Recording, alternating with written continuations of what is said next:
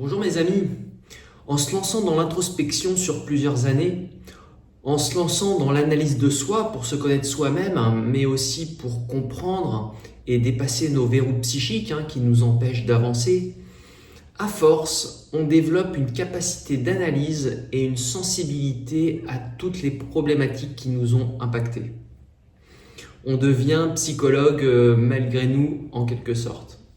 Cette capacité d'analyse qu'on acquiert au fil des ans est assurément une compétence constructive et positive, une force. Je veux dire par là qu'à l'avenir, cet outil nous aide beaucoup pour nous cerner nous-mêmes de manière autonome et pour accomplir ce qu'on désire. En ce sens, cette capacité d'analyse devient un socle pour l'accomplissement de soi, pour le maintien de notre équilibre et de notre bien-être. L'analyse nous permet de construire une unité en nous et voilà aussi pourquoi elle nous renforce. Mais à notre insu, elle peut ressortir, elle peut ressurgir dans nos relations avec autrui et en particulier dans la phase de séduction et dans nos relations amoureuses.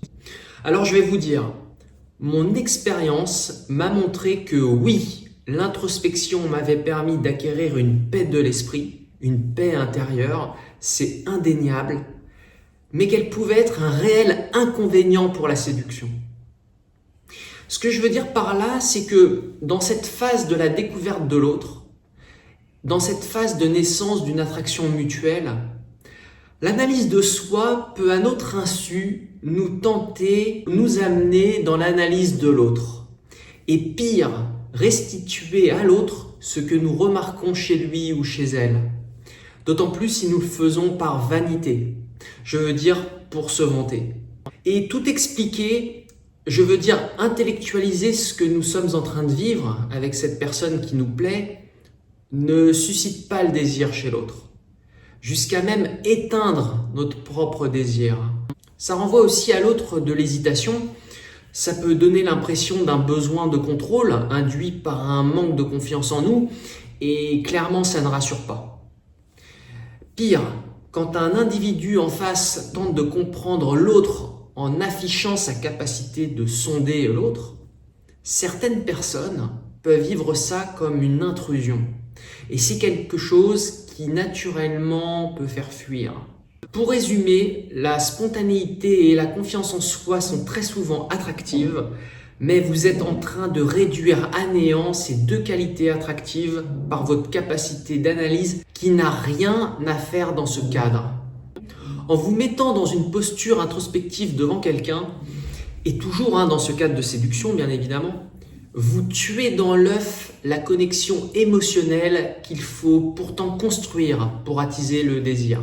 En fait, en intellectualisant, vous videz cette connexion de sa force et de sa substance, même, je dirais, de sa raison d'être, de son essence. Pour vous donner une image, c'est comme vider une coquille de son contenu vivant, pour se retrouver au final qu'avec une coquille vide. En vous mettant dans une posture introspective, et encore plus en la mettant en avant pour vous pavaner sans que vous ne l'admettiez d'ailleurs, vous dévitalisez cette connexion émotionnelle pourtant nécessaire à la séduction.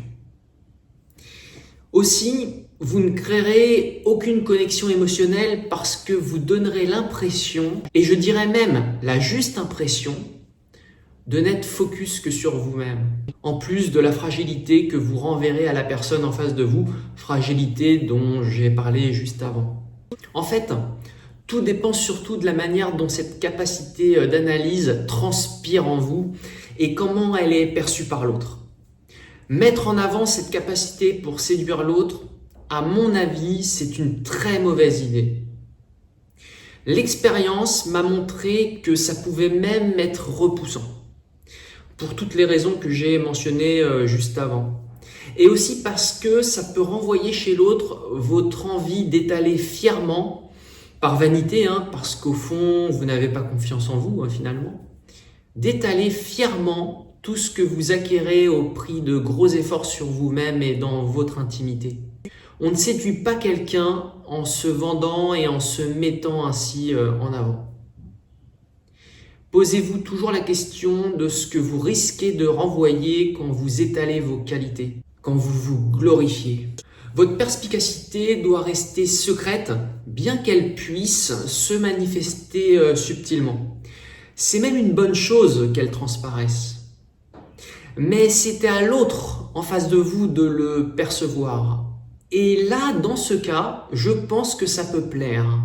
Parce que ça peut vous rendre unique, en quelque sorte. Ça peut surprendre et ça peut même faire naître le mystère. On veut en savoir plus. Donc tout ça pour vous dire, me concernant, quand je rencontre une femme, je n'étale plus par la parole mes qualités. Je préfère les exprimer par des actes et je préfère que la personne en face s'en rende compte par elle-même. Quand je rencontre une femme, je mets donc un stop à l'analyse.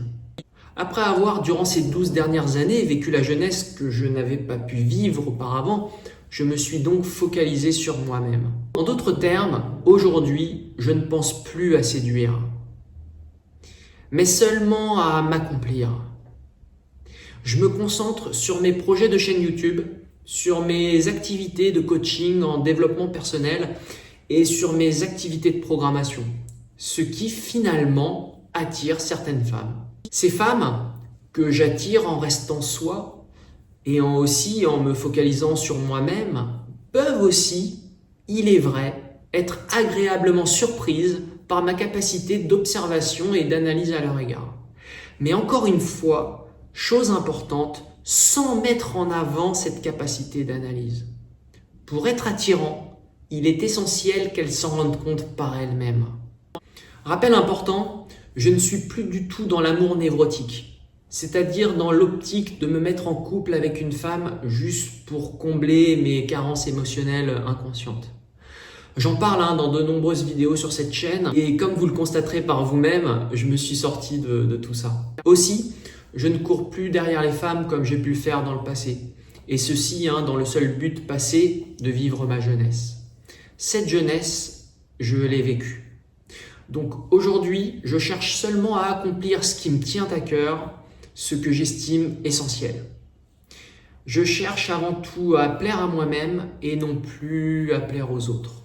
Et ceci en m'accomplissant, et donc en accomplissant ce que j'ai dans les tripes, en construisant la conviction que je peux me rendre utile aux autres, que je peux les aider en partageant une expérience et un recul. Vous savez, les mails de remerciements que je reçois de votre part me touchent plus que tout le reste.